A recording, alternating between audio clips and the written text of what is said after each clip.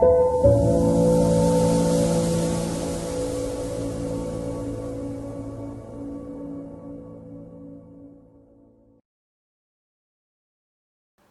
Viable కాదని తెలిసినా గానీ వాళ్ళు మాట్లాడలేదనే ఒక విమర్శ ఉంది.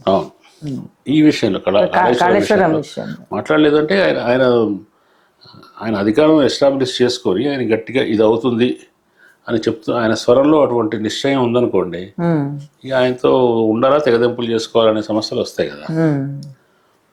కాబట్టి చేయలేదు అనుకుంటున్నాను నేను. మరి అదొక్కటే కాదు, మిగతా విషయాల్లో కూడా మొత్తం అదే దక్షిణ తెలంగాణకు విషయంలో చాలా ఇంకా కావాల్సిన వసతి ఏవి నీటి ప్లానింగ్ ఏమీ జరగలేదు.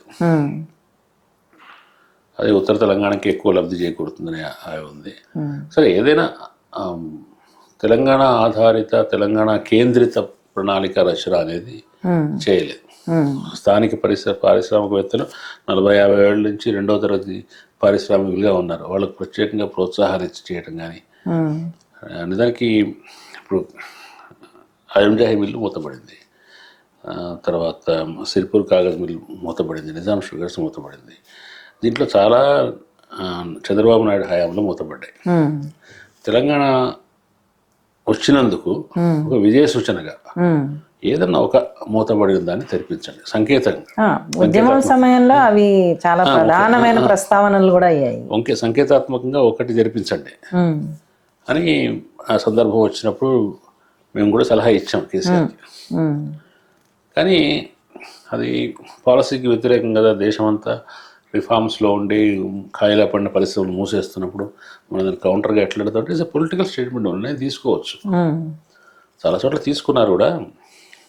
ఈవెన్ మోడీ వచ్చిన తర్వాత కూడా కొన్ని విషయాలు తీసుకున్నారు. మళ్ళీ విశాఖ విషయంలో ప్రజల నుంచి రెసిస్టెన్స్ వస్తే ఏదో రకంగా కొంతకాలం నిలిపుంచాలని అనుకుంటున్నారు కదా. ఫైనల్గా చివరిదాకా ఉంటుందో లేదా వేరే విషయం, కానీ ఒత్తిడికి అయితే వాళ్ళ పాలసీకి డివియేట్ అయ్యారు కదా. నువ్వు చేసి చూపించవచ్చు కదా, భిన్నంగా ఉండొచ్చు కదా. అంటే మనం ఏదైనా ఉన్న చట్టంలోనే ముందుకు వెళ్ళాలి అనేది ఆయన అభిప్రాయం. ఉన్న చట్టంలో ముందుకు ఆయనకి ఎక్కడ వెసులుబాటు ఉంటుందో, ఆయన వ్యవహార సరళికి, ఆయన పెత్తందారితనానికి ఎక్కడ వీలుగా ఉంటుందో అటువంటి వ్యవహార సరళిని ఎంచుకున్నాడు ఆయన. సో ప్రజల నుంచి వచ్చిన మద్దతు, అది మ్యాండేట్ ప్రజల నుంచే వచ్చింది కదా, దాన్ని అట్లా కన్వర్ట్ చేసుకున్నాడు. ఆయనే ప్రజలకు అందుబాటులో లేకుండా పోయాడు. ప్రజలకు అందుబాటులో ఉండటం అంటే ఏంటని వాళ్ళు మాట్లాడుతున్నారు బీఆర్ఎస్ వాళ్ళు, కానీ ప్రజలందరూ ఆయన దర్శనం కోసం వెళ్ళారు, ఆయన దర్శనం ఇవ్వలేదని కాదు. ఆయన ధోరణి చాలా ప్రజల నుంచి దూరాన్ని సూచిస్తూ వచ్చింది. ఒక పేట్రియార్క్ లాగా మారాడు ఆయన. కాబట్టి అందరూ విమర్శించేవాళ్ళు ఆయన గడి దొర అనే విమర్శ ఎందుకు వచ్చిందంటే ఆయన సామాజిక నేపథ్యం నుంచే కాదు, ఆయన ఆర్థిక పరిస్థితులు, ఆయన వ్యవహార శైలిలో అవి కనిపిస్తున్నాయి కాబట్టి అన్నారు. ఎట్లా అన్నారో దానికి తగ్గట్టుగానే ఆయన ప్రగతి భవను దాని చుట్టూ ఒక దుర్భేద్యమైన అది నిర్మించుకున్నాడు. అంటే ప్రజలు క్రమంగా దాన్ని రెండింటి రిలేట్ చేసుకోవడం మొదలుపెట్టారు ఆయన వ్యవహార సరళి. సో ఇవన్నీ ఏంటంటే మళ్ళీ ఆత్మాభిమానం, ఆత్మగౌరవం అనే సమస్య రావటం. ఆయన ఎవరిని పడితే వాడు ఇష్టం వచ్చినట్టుగా మాట్లాడటం, ఎవరి పట్ల రెస్పెక్ట్ లేకుండా ఉంటాం. అన్నిటికంటే మించి తెలంగాణ సమాజం చాలా ఆశపడింది, అది ఆలోచించింది. నిజానికి తెలంగాణ వస్తే విద్యా విధానం ఇట్లా ఉండాలి, తెలంగాణ వస్తే పారిశ్రామిక విధానం, వ్యవసాయ విధానం ఇట్లా ఉండాలి రాసుకున్నారు, వ్యాసాలు రాసుకున్నారు, పుస్తకాలు వేసుకున్నారు.